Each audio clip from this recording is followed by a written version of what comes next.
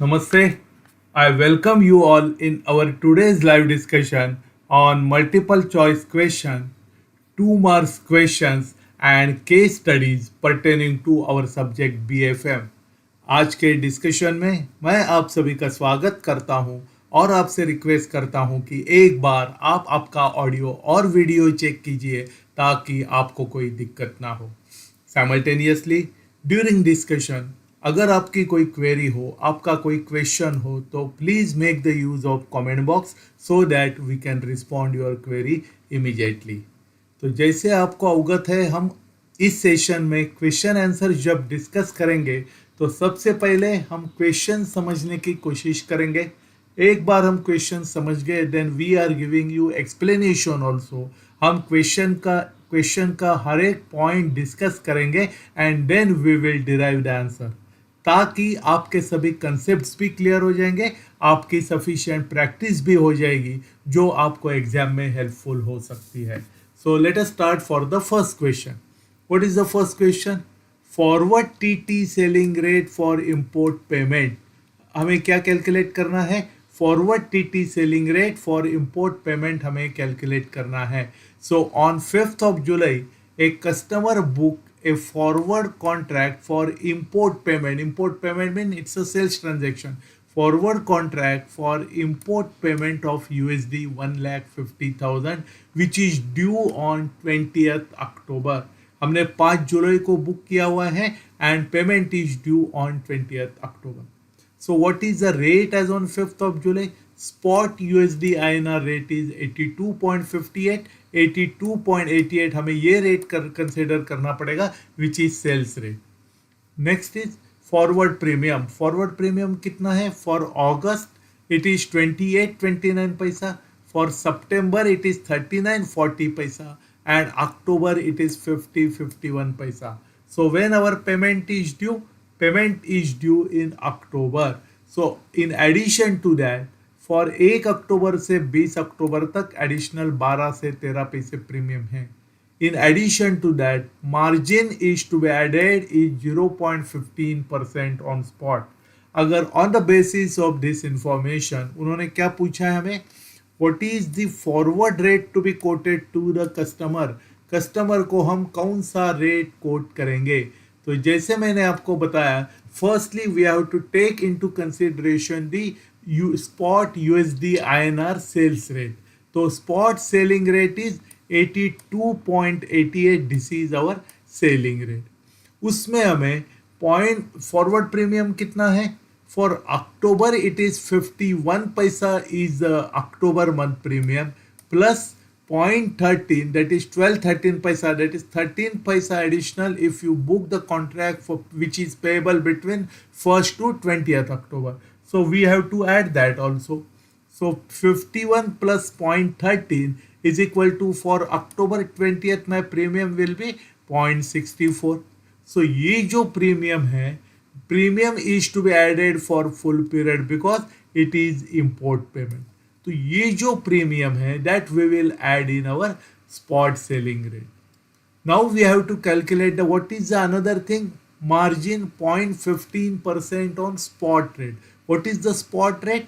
82.88. So 82.88 के ऊपर हमें 15% मार्जिन कैलकुलेट करना है, 0.15% margin calculate करना है. Because it is 0.15% margin, we have to calculate it by 82.88 into 0.0015, that is 15 divided by 100, that is 0.15%. 0.15 divided by 100, that is 0.15%, which comes to 0.1243. So what we have to do? So 82.88 plus forward premium add करने के बाद हमारा rate कितना आ गया था? 83.52. सो 83.52 में हमें हमारा मार्जिन ऐड करना पड़ेगा which is nothing but 0.1243. So our answer will be 83.6443 will be our answer. So 83.6443, that is B is the correct answer for our question. Again, there is one more numerical study. Because इस paper में आपको numerical studies काफ़ी practice करनी पड़ेगी। And numerical studies में अगर आप concepts के बारे में क्लियर हो तो आप कंफर्टेबली उसको सॉल्व कर सकते हो। Now, what is the spot rate Euro USD? Here they are discussing about Euro USD. So, spot Euro USD is 1.20. Forward points is 0.01200. Forward premium 180 days. Number of days in a year 360. In forex normally number of days are considered as 360 days. Calculate the interest differential between two currencies. दो currencies में interest differential कितना है ये हमें calculate करना है। तो what is the formula for interest rate differential? Interest rate differential is equal to forward points. What is this? This is forward points. So forward points, well, how much it is? 0.01200 multiply by number of days in a year. How many days are there? 360 days in a year multiply by 100. So 0.01200 into 360 into 100 will become my numerator. What will be the denominator? Divided by spot rate. Spot rate उन्होंने कितना दिया है? It is 1.20. Spot rate into forward period कितना है? 180 days. So what will be my denominator? 1.20 into 180. That is my denominator is 216, whereas 0.01200 into 360 into 100, that is my numerator. So my numerator will be 432. So 432 divided by 216 is equal to 2% will be my interest rate differential between two currencies. So it is very easy to calculate, very simple to understand only. Only the thing that we should know is what is the formula. ये formulas आपको सभी ध्यान में रखने पड़ेंगे and the more and more you do the practice, more and more it is easy to remember. So what is the answer? Answer is 2% per annum is our interest differential between this USD dollar, Euro USD currencies. Now next question. The business line of corporate finance. Corporate finance के लिए next question है. The business line of corporate finance includes activities such as 1, 2 and 3. There are 3 activities that are involved in this. So what are these activities? Let us see. The business line of corporate finance includes activities such as mergers and acquisitions, trading, fund transfer and lending asset. So कौन सी activities आती है? Normally among these corporate finance includes merger and acquisition.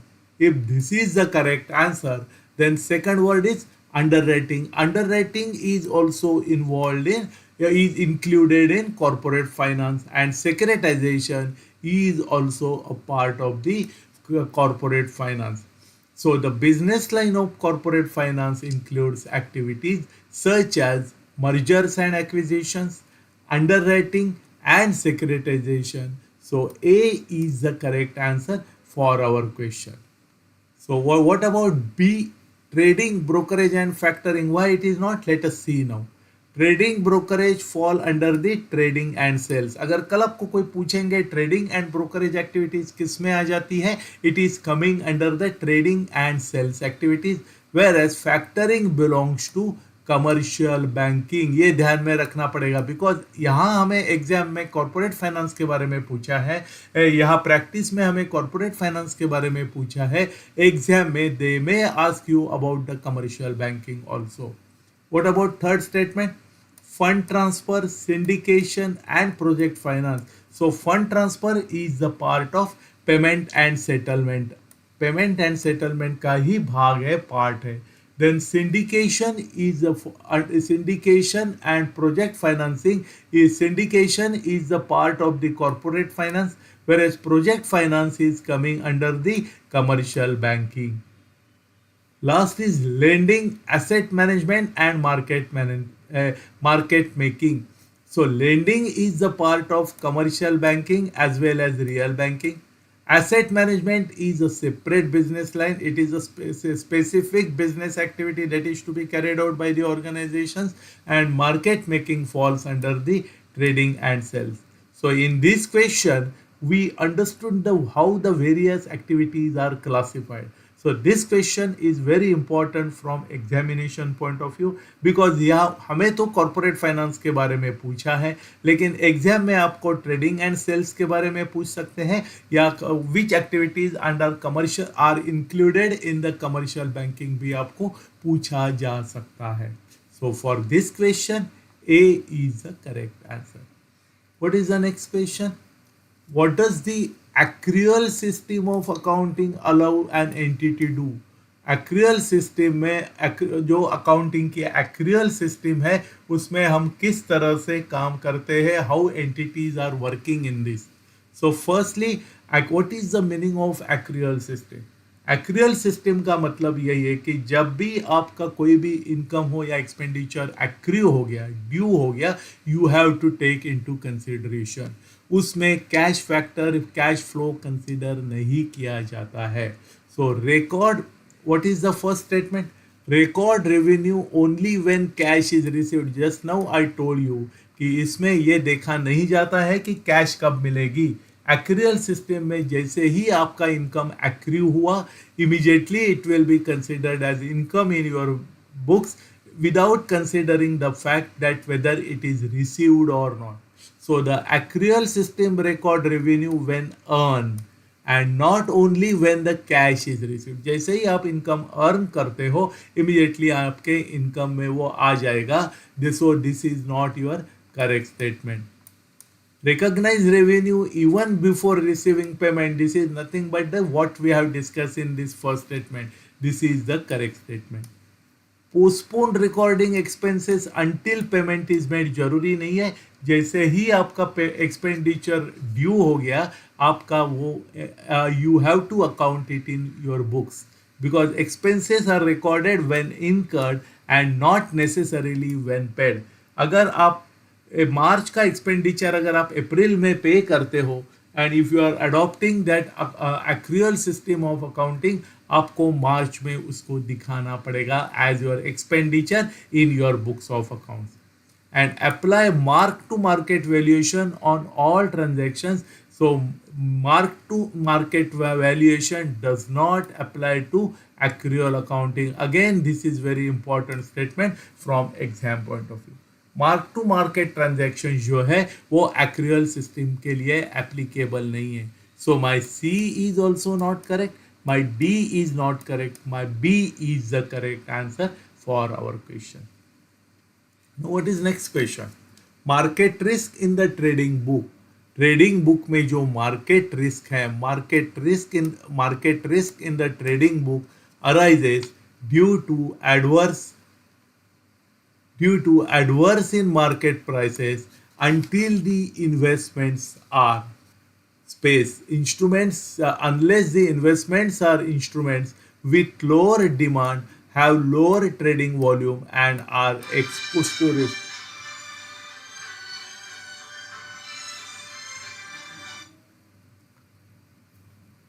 Market risk in the trading book arises due to adverse. What should be the correct answer? The correct answer should be adverse movements, adverse trends, adverse changes, or adverse fluctuation. So what will be our correct statement? So whenever there are adverse fluctuations in the market prices, and when the investments are liquidated instruments with lower demand, have lower trading volume and are exposed to liquidation risk. Market risk in the trading book arises due to adverse fluctuation in market prices. जब भी market prices में adverse effect आ जाएगा, adverse fluctuation हो जाएगा, trading book में market risk arise हो जाता है, क्योंकि value कम हो जाती है. Until the investments are liquidated, until the investments are liquidated instruments with lower demand, तो जब तक लोअर डिमांड वाली इंस्ट्रूमेंट्स है तब तक having lower trading value, volume and expose to liquidation risk. So D is the correct answer for our question. Now, why first statement is not correct?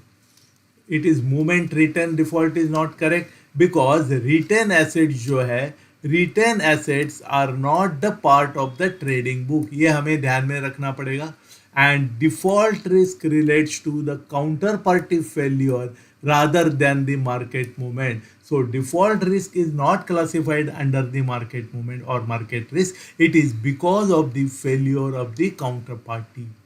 इसी तरह से my B is also not correct because trends do not always indicate risk, and transferred is not the correct term for trading book investment.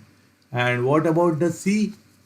Trading books assets are not matured as they are sold before maturity, and operational risk is a separate category. जो trading book assets रहते हैं वो maturity तक रखने की जरूरी नहीं है. They can be dispose of before maturity also, and that is the reason there is a operational risk is involved, and which is of separate category. It is not coming under the market risk. So D is the correct answer for our question. Next question. Which of the following correctly describe the characteristics and nature of off balance sheet exposure? Off balance sheet exposure की characteristics क्या है?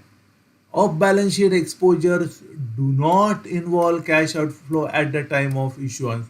Yes, this is the correct statement because when that particular event happens, off balance sheet items gets itself converted into the balance sheet items or balance sheet exposure. So my first statement is the correct statement, and these exposures are always classified under the banking books. So these books are, this is not the correct because ये banking books में जब on balance sheet items हो जाएंगे तभी apply हो जाएंगे, because off balance sheet exposure are not always classified under the banking books. They can be part of trading books as well. Derivatives such as swaps and forward contracts are examples of off-balance sheet exposure is the correct statement. हमने देखा है these are the non-fund based transactions, इसीलिए वो हमारे contingent liability में reflect हो जाते हैं. And the next statement is about that only. The contingent exposure may eventually become a fund-based exposure on the happening of that specific contingent. So this is also a correct statement. It means मेरा statement number 1, statement number 2 and statement number 4 is the correct statement. So D is my correct answer. So D.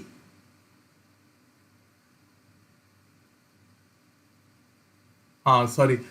Statement number 1, sorry, we have not tick marked the correct option.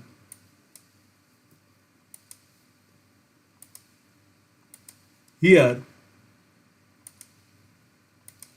my statement number 1 is correct, my statement number 3 is correct, and my statement number 4 is correct. So B is our correct answer for this question. तो अभी तक हमने जितना discuss किया, उम्मीद करता हूँ कि आपको आज का डिस्कशन अच्छा लगा होगा. अभी मैंने आपके लिए एक मैसेज लाया हुआ है कि जैसे आपको अवगत है, हम CIB हो या JIB हो या प्रमोशनल एग्जाम हो, सभी एग्जाम्स के लिए best quality recorded video lesions available कराते हैं. इसी के साथ साथ आपको क्वेश्चन बैंक्स भी अवेलेबल है और केस स्टडीज हो या इंटरेक्टिव लाइव क्लासेस भी आपको अवेलेबल कराते हैं. अगर आप इसको रेफर करना चाहते हैं, because all these options, all these facilities are available at a very low price and which are of best quality. क्योंकि हम इसी फील्ड में, इसी क्षेत्र में हम लास्ट 30 ईयर्स से we are working in this field for last 30 years and more than 10 lakh students of JIB हो या CIB एंड प्रमोशन एग्जाम्स के एग्जाम्स में जो पार्टिसिपेट होते हैं उसमें से 10 लाख स्टूडेंट्स ने उसका बेनिफिट लिया हुआ है. तो मेरी आपसे रिक्वेस्ट है कि अगर आप इंटरेस्टेड हो तो आप प्लीज़ हमारी वेबसाइट NSTourSchoolOfBanking.com पे विजिट कर दीजिए, जहां आपको डिटेल इंफॉर्मेशन मिल जाएगी। And if you wish to avail, आप इसको अवेल करा सकते हो। साथ साथ इसका मैसेज आप आपके फ्रेंड्स एंड कलीग्स को भी कन्वे कर सकते हो, जो इसका बेनिफिट ले सकेंगे। Now let us go for our next question. Liquidity risk Liquidity risk arises when banks' funds are space assets using space liabilities, creating potential mismatch and refinancing stress. Normally ये problem कब आ जाता है कि ये problem जब आता है कि हम long term assets short term liability से जनरेट करते हैं, एंड तब बार बार हमारी लाइबिलिटी मैच्योर हो जाती है, हमें उसको री इन्वेस्ट करना पड़ेगा या उसके लिए अल्टरनेट अरेंजमेंट करना पड़ेगा। Otherwise there will be ALM problem, there will be a mismatch. So long term asset जो है, liquidity risk arises when the bank funds long term assets using short term liabilities, creating a potential mismatch and refinancing stress. So D is the correct answer for our question. Next question. Which of the following statements are correctly describe the nature of gap or mismatch risk? What is the meaning of mismatch risk? इसके बारे में जो 4 statements दिए हैं, कौन से statement सही है? So firstly, it arises due to perfect synchronization between assets and liabilities maturity dates. अगर हमारे एसेट्स एंड लाइबिलिटीज, अगर उनके मैच्योरिटी डेट्स के बारे में हमने परफेक्ट सिंक्रोनाइज किया, परफेक्ट मैच किया हुआ है, इन दैट केस हमारा मिसमैच रिस्क आएगा ही नहीं। So this statement is not the correct statement. So next statement, it exposes banks to variation in interest income when rates changes. Yes, क्योंकि जैसे ही आपका रेट चेंज हो जाता है, इमीडिएटली आपका कैश फ्लो चेंज हो जाता है, बिकॉज पेमेंट मिसमैच का इशू आ जाता है, and it exposes banks to variation in interest income when rate changes. It is the correct statement, because mismatch causes interest margin to vary with market rate changes. क्योंकि जब भी हमें अगर mismatch हो जाएगा तो नई लाइबिलिटी या नया एसेट जनरेट करेंगे, it may be done at different rate of interest. As a result हमारा जो एक्सपेक्टेड इंटरेस्ट इनकम है उस पर वेरिएशन आ जाता है। Then it results from difference in repricing period of assets and liabilities is the correct. This is the meaning of mismatching only. And it does not affect the off balance sheet items is not the correct statement, because off balance sheet items are also subject to mismatch risk. This is very important part, वो हमें ध्यान में रखना पड़ेगा। Mismatch risk of balance sheet item में भी हो सकता है। तो अगर हम चारों स्टेटमेंट देखते हैं, then what we will find, our statement number 2 and statement number 3 are the correct statements, so my B will be the correct answer. What is our next question? Next question is, which of the following best explains why embedded option risk intensifies with volatile interest rate movements? Volatile interest rate की movements की वजह से embedded option risk हमारा intensify क्यों हो जाता है, इसके बारे में 4 स्टेटमेंट जो दिए, इससे सबसे ज़्यादा करेक्ट स्टेटमेंट कौन सा है, which is the best explain statement. So इसके लिए पहले हमें चारों स्टेटमेंट पढ़ना पड़ेगा, then we will be able to find out the correct statement. So borrowers and depositors behave irrationally in response to market signals. Interest rates volatility prompts unexpected exercise of embedded contractual risk. Banks are unable to hedge fixed rate asset portfolio, and regulators require immediate repricing of all banking products. Now we will go one by one. So borrowers and depositors behave irrationally in response to market signal is not the correct answer, because every time borrowers and depositors have rational behavior in response to market changes, and that is the reason they take the correct steps, correct actions. So A is not the correct statement. So what about B? Interest rate volatility, interest rate में जब volatility हो जाता है, so interest rate volatility prompts unexpected exercise of embedded contractual risk. Yes, this is the correct statement. Why? Because call और put options जो लिए गए हैं, अगर unexpected if there is a interest rate volatility, then suddenly there will be prepayment in loans or deposit withdrawals because of volatility in rate charges. So अगर volatility in there is a volatility in rate, prepayment हो जाता है loans का या deposits का sudden withdrawal हो जाता है, as a result it affects the embedded option risk. So B is the correct statement. Banks are unable to hedge fixed rate asset portfolio. So hedging capability is not the main cause of embedded option risk. So it is not the related statement. And regulators require immediate repricing for all banking products is not related to this. So repricing mandates are unrelated to embedded option mechanism. So my C is not correct. My D is not correct, but my B is the correct answer for this question. Next question. Which of the following accurately describe the mechanics of net interest position risk? What is the meaning of net interest position risk? ये हमें बताना है. It is only relevant. It is only relevant when the liabilities exceed asset. It is not the correct statement. Why? Because it is applicable even when the earning assets exceeds liability. क्योंकि भले हमारे assets ज़्यादा हो, means earning assets ज़्यादा हो liabilities से हो या लाइबिलिटीज ज़्यादा हो, उसकी वजह से हमारा नेट इंटरेस्ट पोजीशन में तो रिस्क फैक्टर रिजर्व उसमें चेंज हो जाएगा. So it is only relevant because of this statement is not correct. So this is not the correct statement. It is sensitive to change in the market interest rate. Yes, this is the correct statement, because the rate change impact income and cost side differently. So definitely this is the correct statement. Positive net interest income leads to, positive net interest income means बढ़ जाता है. अगर positive net interest position बढ़ जाता है हमारा, तो positive net interest position leads to higher net interest income. This is NII, to higher net interest income in rising rate scenario. Yes, this is the correct statement. With more earning assets, rising rates boost returns. So this is also a correct statement. And risk is a symmetrical regarding the direction of rate movement is not the correct statement, because the impact is different based on whether the bank is asset sensitive or bank is liability sensitive.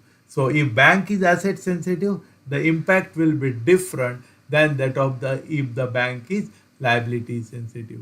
So my fourth statement is also not correct. So my number 2 and number 3 are the correct statement. So B is the correct answer for our question. Next question.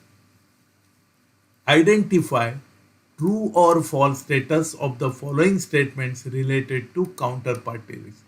Counter party risk के बारे में कौन से statement सही हैं, कौन से statement गलत है, तो ये हमें बताना है. तो counter party risk is mainly associated with the long term secured loan. This is not the correct statement, because it is mostly associated with unsecured and short term transaction, whenever there is a security, counterparty risk is not that much a serious issue. But when there is no security and it is a short term transaction, then that counterparty risk is factored, it is considered, it is always there. So first is not the correct statement for me. It generally arises interbank transactions like call money markets is the correct statement. So my first statement is false. So my answer will be either A, either C or either D. B का option मेरा चला गया.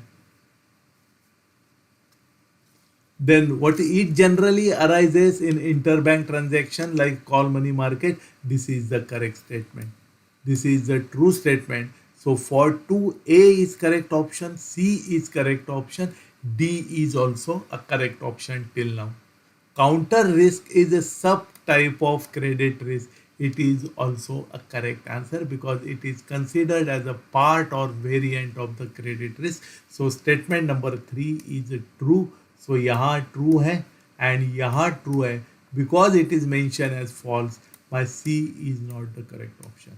अब मेरे पास A बचा है and मेरे पास F बचा है. Hurstad risk.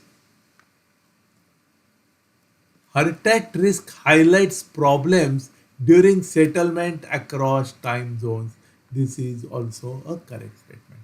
What is the meaning of Hurstad risk? Hurstad risk means settlement risk. That is the reason I wish to give you an explanation here. आपको ये ध्यान में रखेंगे तो आपको आंसर इमीडिएटली समझ में आ जाएगा.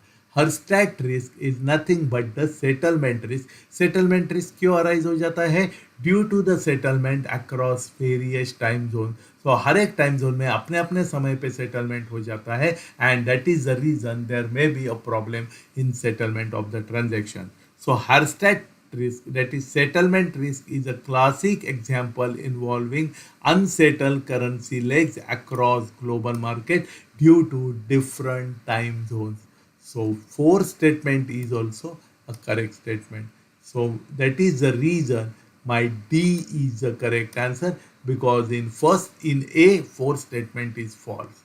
So in this case my first statement is false and second, third and fourth statement is true.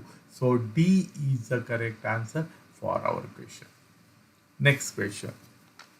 Which of the following statements are most closely explained with why a zero risk investment such as the RBI bonds offer lower returns than the other investment opportunities? Zero risk investments low returns क्यों offer करते हैं? Very simple question. कौन बता पाएंगे? या let us read all the option first, then we will be able to find out which one is the correct one. So zero risk investments are subsidized by the government, thus restricting profit potential is not the correct statement because यहाँ कोई government की subsidy का issue नहीं है. This is irrelevant issue. Zero risk investment lack variability in cash flow, thereby offering no upside potential and which results in the low returns is the correct statement.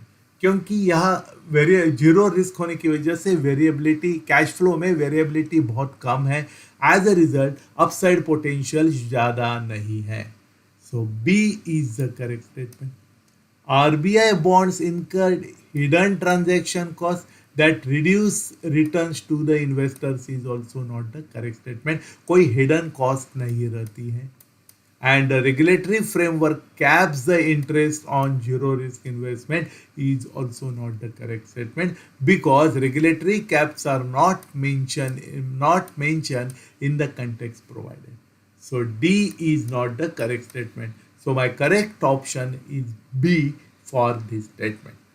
Now let us go for the next statement. लेकिन before that मैं आपको बताना चाहता हूँ कि for all subjects of CIB, whether it is ABMO, BFMO, ABFMO या BRBL हो, हमने 10 mock test question papers for each subject that has been offered by us at our jibcibonline.com website. So, and which are available at free of cost, which are online and where you can do your real time practice. तो इसीलिए मेरी आपसे request है कि आप इन सभी questions paper को solve कर दीजिए ताकि जिसकी वजह से आपकी सफिशिएंट प्रैक्टिस हो जाएगी, आपका स्पीड बढ़ जाएगा, आपकी एक्यूरेसी बढ़ जाएगी and because it is real time practice आपको आपके प्रिपरेशन का भी पता चल जाएगा. तो मेरी आपसे रिक्वेस्ट है कि please try to solve the maximum number of question papers so that you can score good marks in the examination.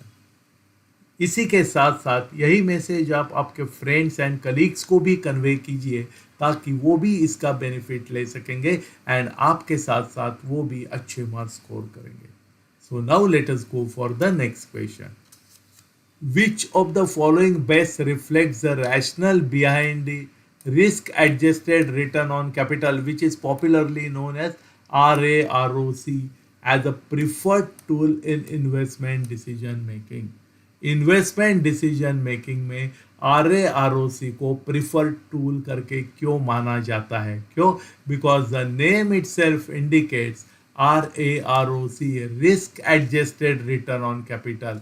So it is not only the numerical calculation, but here risk factor is also taken into consideration while deciding the RAROC calculations. That is the reason it is a preferred tool in investment decision making. So RAROC emphasizes long-term profitability forecasts based on macroeconomic indicators. RAROC allows comparison across businesses with varying levels of returns volatility by adjusting returns for the capital required to absorb the associated risk. This is very important. RAROC simplifies capital allocation decision by replacing traditional budgeting metrics like IRR. Then RAROC uses book value to equity to measure shareholders' wealth under the uncertain market condition.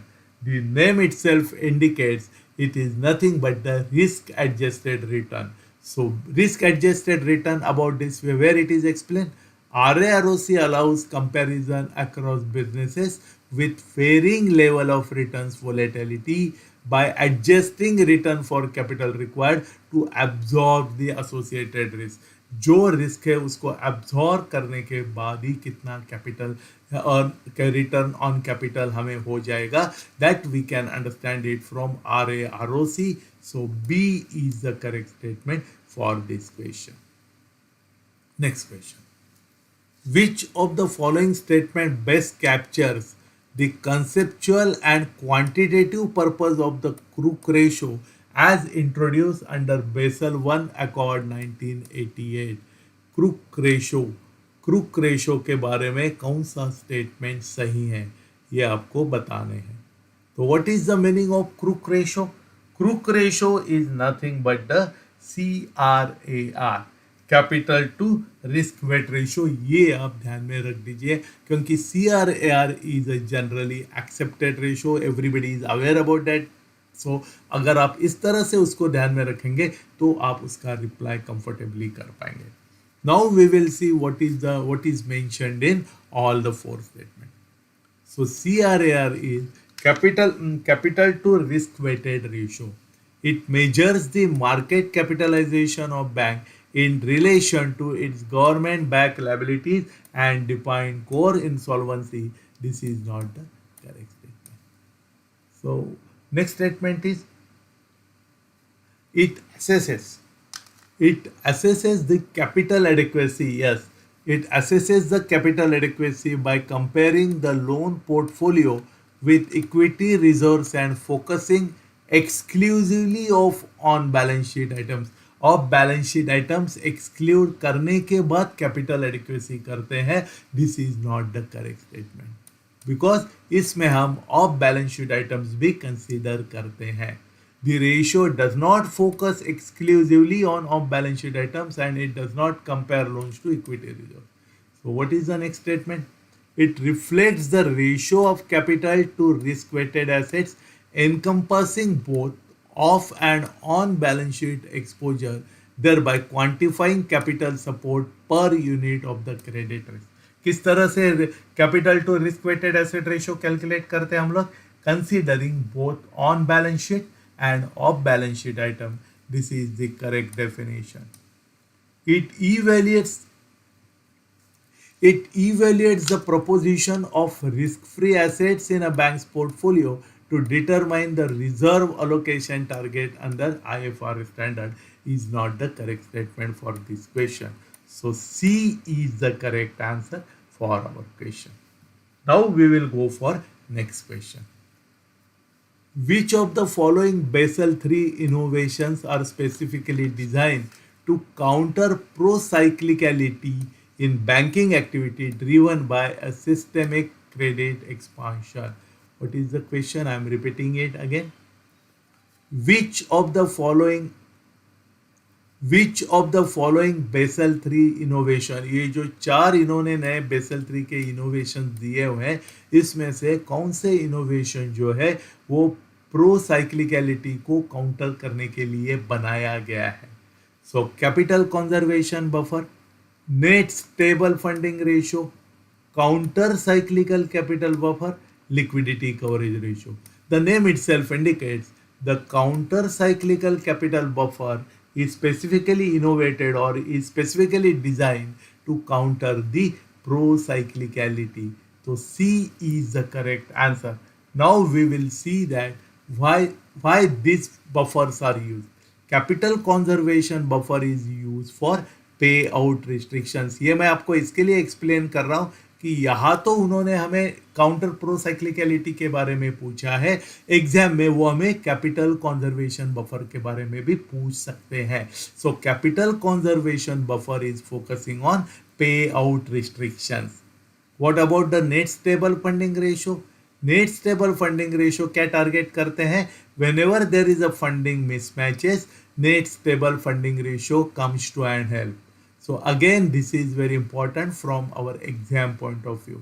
See, we have already told you that this is the correct statement. The counter-cyclical buffer aims to reduce the credit burst losses by curbing the participation in credit boom.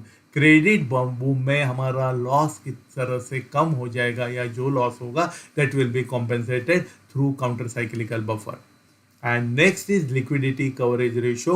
It is applicable for short-term liquidity stress and not for credit expansion control.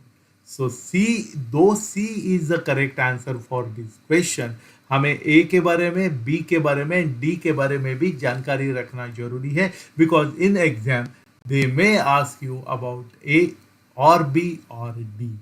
So C is the correct answer for this question.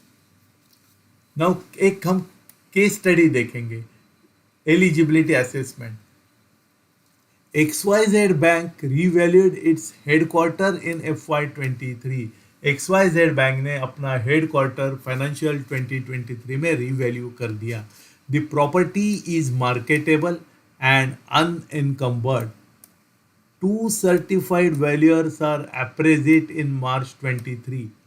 However, the revaluation surplus was recorded under the miscellaneous liabilities and the auditors issued a qualified opinion citing doubts over the independence of one valuer.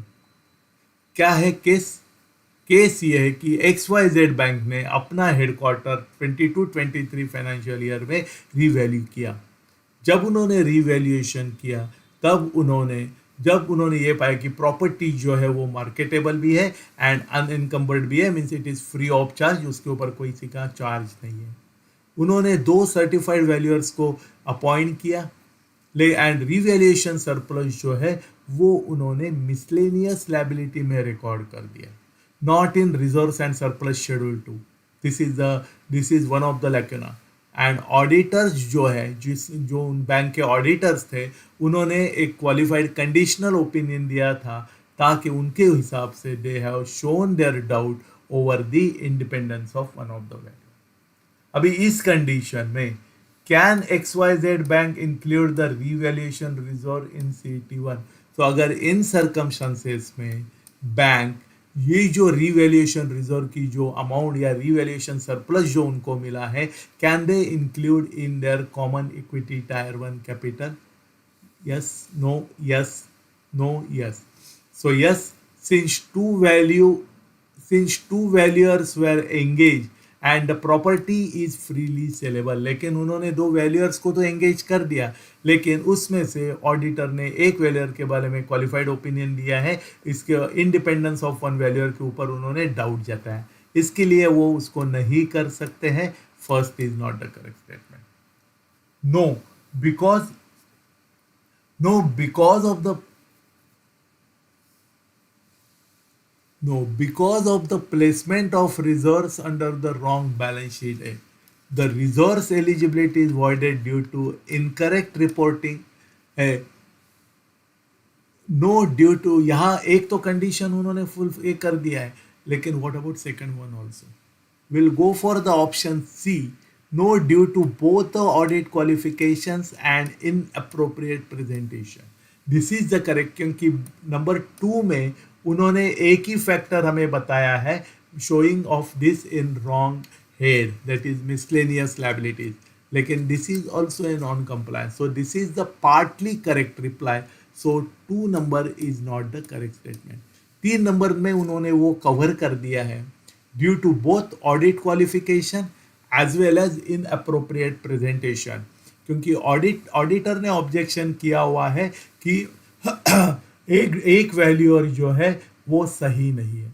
And another thing is presentation जो उन्होंने किया है, they have shown it as a miscellaneous liabilities instead of showing it in schedule two reserves and surplus. So that is the reason 3 is a complete statement. Statement 3 is our answer. So C is the correct statement. Next question. Now we are going for the match the following questions. Match the regulatory provisions in group A. Group में A में उन्होंने हमें regulatory provisions या provisions दे दी है, and with their accurate description from the regulatory text in group B. Group B उन्होंने क्या दिया है, यहाँ जो उन्होंने प्रोविजन हमें दे दी है उसका मीनिंग यहाँ दिया हुआ। इसमें जो आइटम्स है, that is CET 1 minimum, tier 1 requirement, capital conservation buffer and treatment of excess AT1। ये हमने काफ़ी बार इंडिविजुअल आइटम वाइज डिस्कस किए, तो I think there should not be any problem for you. Then it must be 5.5% of RWS separate from capital buffer. 81 cap at 1.5% of risk-weight assets within 7% of Tier 1. Additional 2.5% of risk-weighted assets in CET1 over and above minimum, and may count towards CRAR if CET1 and Tier 1 are compliant. So CET1 minimum कितना होना चाहिए? That we are already aware that CET1 it should be minimum 5.5%. So for A, this is the correct statement. CET1 minimum must be 5.5% of risk-weighted asset minimum, and it is separate from capital buffer. उसमें capital buffer का हम consider नहीं करते हैं।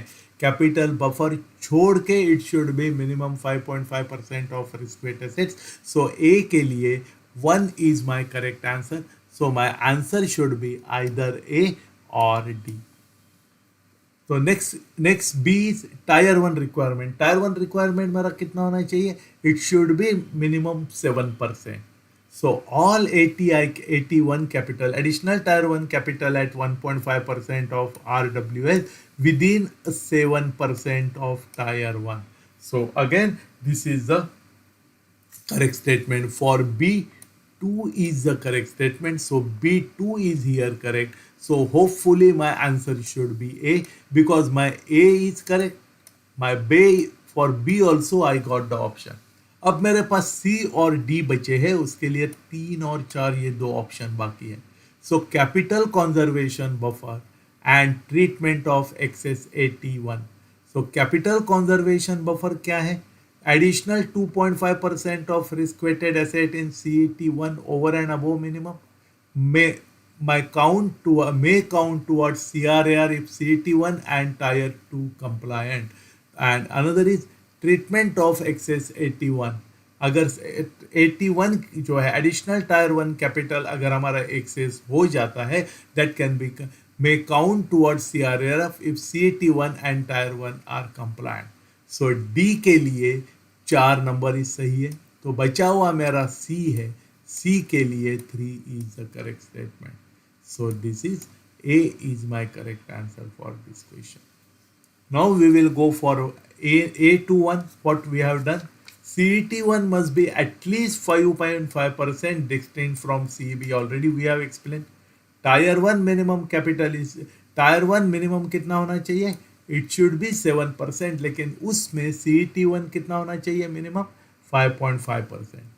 at with 81 cap at 1.5% of RWA. It means CET1 should be 5.5%, 81 should be 1.5%. अगर minimum 7% में ये combination होना चाहिए. एंड सीसीबी का क्या है, कैपिटल कंजर्वेशन बफर का क्या है, capital conservation buffer should be 2.5% of CET1 and over and above the 5.5% minimum. So minimum तो CET1 होना चाहिए 5.5%. In addition to that, there can be a CCB of 2.5% in CET1. And अगर excess 81 अगर हमारा excess हो जाता है, so excess 81 can be counted towards CRAR only if CET1 and tier 1 minimums are met. कब met करेंगे, CET1 minimum 5.5% होना चाहिए एंड टायर 1 हमारा 7% होना चाहिए. अगर इससे एडिशन टू दैट अगर कोई हमारे पास कैपिटल है that is coming in 81, that is considered for CRAR also. So this is the correct statement, and so my correct answer is A for this question. What is the next question? The internal rating based approach, IRB approach.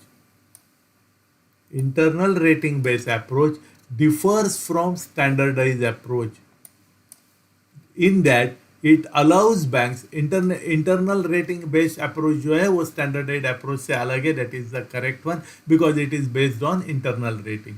It is that it allows banks to use their own estimates of parameters like कौन से probability है, कौन से factors वो consider कर सकती है bank, probability of default and exposure at default, EAD and POD, subject to formulas provided by the committee. This is very important statement. That statement we have already discussed also in previous slides or previous sessions. So you must be aware about it. The internal rating based approach differs from standardized approach in that it allows the banks to use their own estimates of parameters like probability of default and exposure of default subject to formulas provided by the committee. So जो regulatory की committee है उन्होंने जो formulas provide किए हैं, we have to stick to that formulas only. But on the basis of that, in IRB approach, bank can use their own estimates of parameter like probability of default or exposure of default. So C is the correct answer for our question. This is the objective question, so only one statement will be the correct answer. तो अभी तक हमने जितना discuss किया है, उम्मीद करता हूँ कि आपको आज का डिस्कशन अच्छा लगा होगा. अभी मैंने आपके लिए एक मैसेज लाया हुआ है कि जैसे आपको अवगत है, हम CIB हो, JIB हो या प्रमोशनल एग्जाम्स हो, उसके लिए आपके पास best quality recorded video lessons आपको प्रोवाइड करते हैं, या PDF क्वेश्चन बैंक्स हो या केस स्टडीज वीडियोस हो या इंटरेक्टिव लाइव क्लासेस आपको प्रोवाइड करते हैं. And all this facilities are available at nsturschoolofbanking.com and all these facilities are available at a very low price. अगर आप इसको यूटिलाइज करना चाहते हैं या इसका बेनिफिट लेना चाहते हैं तो आप हमारे साइट पे विजिट कर दीजिए ताकि आपको डिटेल इंफॉर्मेशन मिल जाएगी. हम आपको बताना चाहते हैं कि जैसे आपको अवगत है, we are in this line of activity for more than 30 years and as a result हमने जो अभी तक वेरियस प्रोडक्ट्स ऑफर किए हैं which have been benefited to more than 10 lakh students of JIB, CIB and promotional exam participants. So मेरी आपसे request है, अगर आप इसको यूज़ करना चाहते हो तो हमारे nsturschoolofbanking.com पे विजिट कर दीजिए एंड साथ साथ यही मैसेज आपके फ्रेंड्स एंड कलीग जो एग्जाम को अपीयर करते हैं उनको भी कन्वे कीजिए ताकि वो भी इसका बेनिफिट ले सकेंगे. Now let us go for next question. Which of the following items are specifically excluded? देखिए ये वर्ड इंपॉर्टेंट है. Which of the following items are specifically excluded from the computation of gross income under the basic indicator approach guidelines for operational risk? तो operational risk के लिए जो basic indicator approach guidelines जो issue की है उसमें gross income compute करने में कौन से आइटम्स को उन्होंने एक्सक्लूड किया है. इट मीन्स हमें वो एक्सक्लूडेड आइटम्स ढूंढने हैं. सो let us go let us go one by one. What is the first statement? Reversal of provisions from previous year. Yes, अगर प्रीवियस ईयर से जो प्रोविजंस, प्रीवियस ईयर के प्रोविजंस जब हम रिवर्स करते हैं तो हम बेसिक इंडिकेटर अप्रोच के अंडर ग्रॉस इनकम जब काउंट करते हैं उसको कंसीडर नहीं करते हैं, उसको एक्सक्लूड करते हैं. So my first statement is correct statement. It is specifically excluded from the computation of gross income. What is my second income? Profit on sale of securities held till HTM category. So जब हमें कोई securities held till maturity category के अंदर जो securities है उसको जब हम बेचते हैं उससे profit आता है, that we are excluding from computation of gross income. So this is also a correct statement. Operating expenses are not completely excluded. So operating expenses are included. That is the reason this is not the correct statement. And legal settlements in favor of the bank are excluded because these are the legal settlements, that is, they are not taken into consideration while computing the gross income. So this is again the excluded clause, excluded income. So C, statement number 4 is also the correct statement. That is the reason in this question my 1, 2 and 4 are the correct statement. So B is the correct answer for our question. Next question. Again यह match the following दिया हुआ है. उन्होंने हमें 4 statements दिए हुए हैं. Match the capital computing approach in group A. Capital हम किस तरह से कंप्यूट करते हैं, उसके लिए कौन से अप्रोचेस अडॉप्ट किए जाते हैं, ये हमें उन्होंने ग्रुप ए में दिया हुआ है. एंड ग्रुप में बी में second part of the statement, that is उनके कैरेक्टरिस्टिक्स या on what basis we have to follow this, इसके बारे में इंफॉर्मेशन दिया. तो पहले हम सभी पढ़ लेते हैं, then we will be able to reply. So first is basic indicator approach, second is standardize approach, third is advanced measurement, and fourth is AMA. What is the meaning of AMA? AM का मतलब ये है advanced measurement approach. Okay, then यहाँ risk mitigation up to 20% allowed. Capital charge based on internally generated loss metrics. Capital charge is equal to 15% of average gross income over previous 3 years and uses 12%, 15%, 18% of weight based on specific business.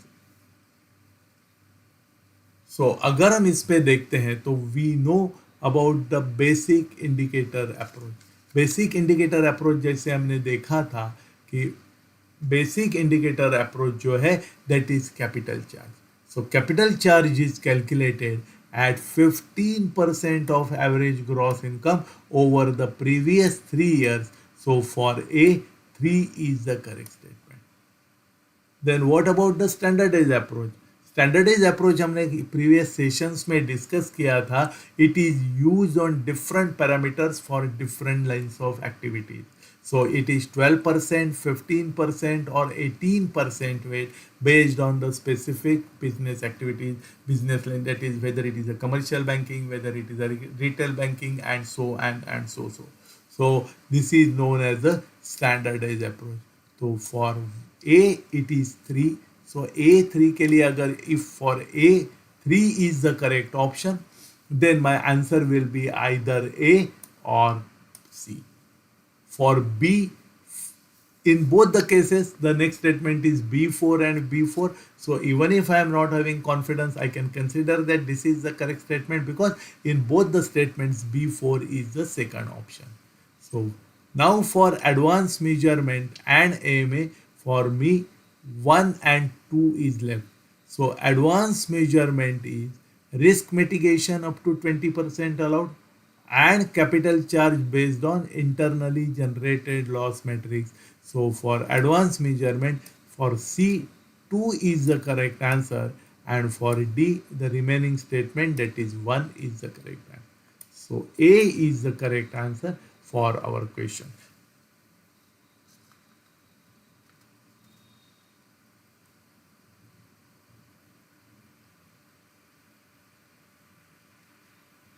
No, sorry. C1 and C2 both are, you can answer anything, that is not an issue at all because both are about the advanced measurements only.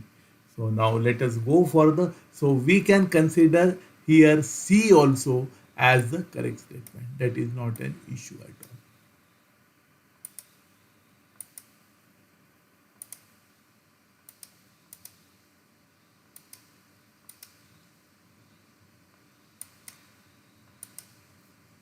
So C is the correct answer for our question. Now let us go for next statement.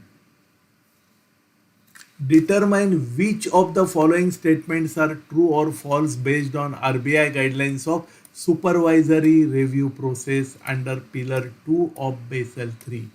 So supervisory review process के बारे में कौन से statement सही है and कौन से statement गलत है. So what is the first statement? RBI can intervene if capital of a bank falls below the required capital. ICAAP is an optional document. What is the meaning of ICAAP? ICAAP means Internal Capital Adequacy Assessment Process. I am repeating it again. ICAAP means Internal Capital Adequacy Assessment Process is the correct long form of ICAAP. So ICAAP is an optional document to be submitted to RBI only by foreign banks.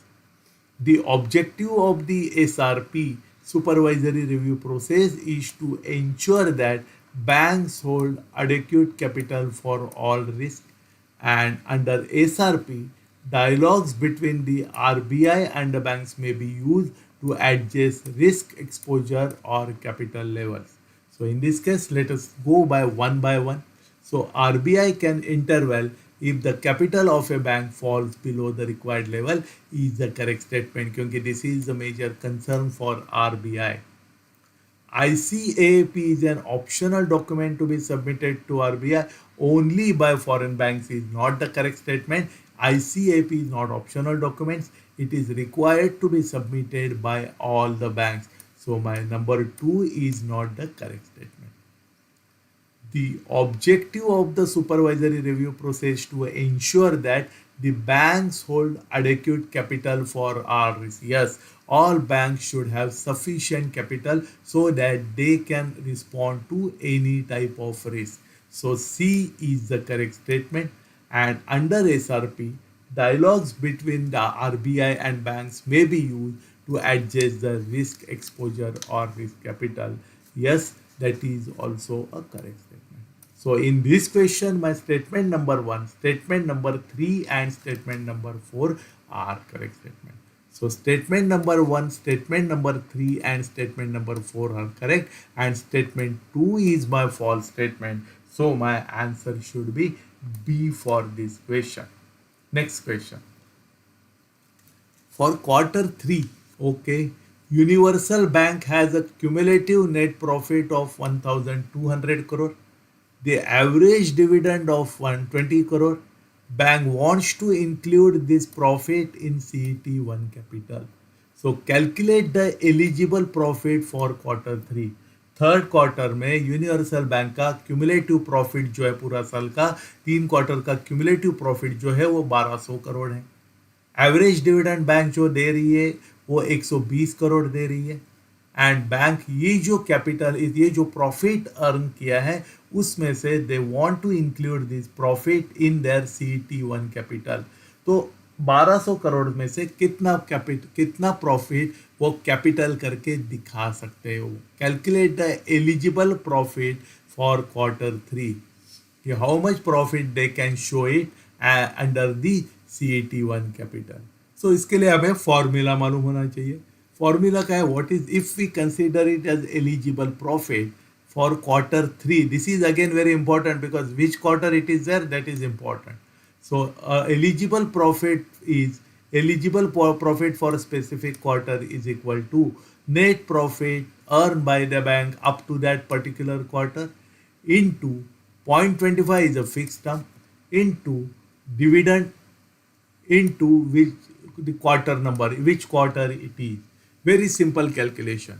So EPT is equal to how much is the net profit they have? What is the cumulative net profit? 1200 crore minus 0.25 into how much is the average dividend? 120 crore. And what, which quarter, how many quarters are completed or which quarter it is? This is quarter number 3. So 0.25 into 120 into 3, which comes to 1200 minus 90 is equal to 1110 crore. B is the correct answer. 1110 crore can be considered as eligible profit for quarter 3 to consider it under CET1 capital. Next question. A long-term loan of 120 crore is made to an unrated NBFC. What is the minimum capital required at 9%? कि unrated NBFC को 120 करोड़ का loan कर दिया है. किसको किया है? Long term loan किया. अनरेटेड एनबीएफसी को 120 करोड़ का लोन दिया हुआ है. मिनिमम कैपिटल रिक्वायर्ड एट 9% अगर उनको रखना है सीआरआर तो कितना कैपिटल जरूर? So when we are making the loan to the unrated NBFC, उसका risk weight will be 100%. That is 120 का 100% अगर हम करते हैं तो risk weight for this asset is 120 crore only. So my risk weight asset is 120 crore. We have to maintain the minimum capital requirement of 9 crore. So how much we have to do? We have to do it at 10.8 crores. Minimum capital required for this is 10.8 crore. So A is the correct answer for our question. Next question. ABC Bank provides short-term trade letter of credit worth rupees 25 crore. It is short-term trade LC है, ये ध्यान में रखना पड़ेगा. And what shall be the amount of capital charge for this transaction if risk weight for this borrower is 50%? कि जब 25 करोड़ की short term trade LC issue की गई है. The important thing is it is a short term trade LC. उसमें अगर for this borrower जिसके लिए एलसी इशू की है उनका रिस्क वेट है 50%, तो कैपिटल चार्ज कितना लगेगा? So as per RBI guidelines the credit conversion factor for self liquidating trade LCs is 20%. कितना है? That is the most important factor because it is a non fund based transaction. It is off balance sheet item. Off balance sheet item में credit conversion factor will be 20% for self liquidating trade LC. So what will be the 20%? 25 crores into 12%, which comes to 5 crores. So after credit conversion factor, the amount comes to 5 crore. Now what is the risk weight? Risk weight is 50%. So 5 crore का 50% comes to 2.5 crore. And what is the capital requirement? Capital requirement is what shall be the amount of capital charge for this transaction. So minimum capital requirement अगर हम 9% भी consider करते हैं, so 9% of 2.5 crores will be 22,50,000. So what is the capital requirement? 22,50,000 will be our answer for this question. Next question. A bank has an exposure of 150 crore. Haircut appropriate to the exposure, that is called as a HE, 8%. Collateral कितना है? 150 के against 100 crore का collateral हमारे पास available है. Haircut appropriate to the collateral कितना है? It is 6%. Exposure को 8% है एंड कोलेट्रल के ऊपर 6% है. So haircut appropriate to currency mismatch between the collateral and total exposure is 4%. This number is very important. So counterparty risk in this transaction, there is a counterparty risk for 50 crores का भी है. So counterparty risk weight is 75 crore. Now what is the risk weighted exposure value in this transaction? Risk weighted exposure कितना है? इसके लिए हमें formula मालूम होना चाहिए. Whether it is 72 crore, 54 crore, 47.2 crore, or 42.5 crore. So what should be the formula? Adjusted exposure is equal to E. What is the E? Exposure into 1 plus HE, that is 1 plus haircut appropriate to the exposure. Exposure में उसके लिए जो haircut appropriate है उसको हम add करेंगे. सो E into 1 plus HE, इसमें से जो कोलेट्रल मेरे पास अवेलेबल है उसका हेयरकट जो है वो हम माइनस करेंगे. So into minus C. What is the C? 100 crore. कितना कोलेट्रल मेरे पास है? 100 crore. C into 1 minus haircut for collateral exposure, उसमें से भी I will deduct the haircut appropriate to currency mismatch between current collateral and exposure is 4%, so minus 4. So what is this? E into 1 plus HE, so 150. What is the total exposure? 150 into what is the haircut appropriate to the exposure? It is 1 plus 8%, that is 1 plus 0.8, that is 1 into 1.08, minus how much is the collateral? 100 crores into 1 minus 0.06 minus 0.05 is equal to 1 minus 0.10, that is 0.10, so it will be 0.90. So it will be 90. So 100 into 1.90 is equal to 90 rupees, and 162 minus 90 which comes to 72 crores. ये आप calculation check कर सकते हो. तो 72 crores will be my answer for this question, not 72. So 72 crore पे this is my total risk weight exposure prior to calculation of my risk weight. So इसके ऊपर I have to calculate the counterparty risk weight. So 72 crores के ऊपर 75% my counterparty risk will be 54 crores. So B will be my correct answer. So this is not.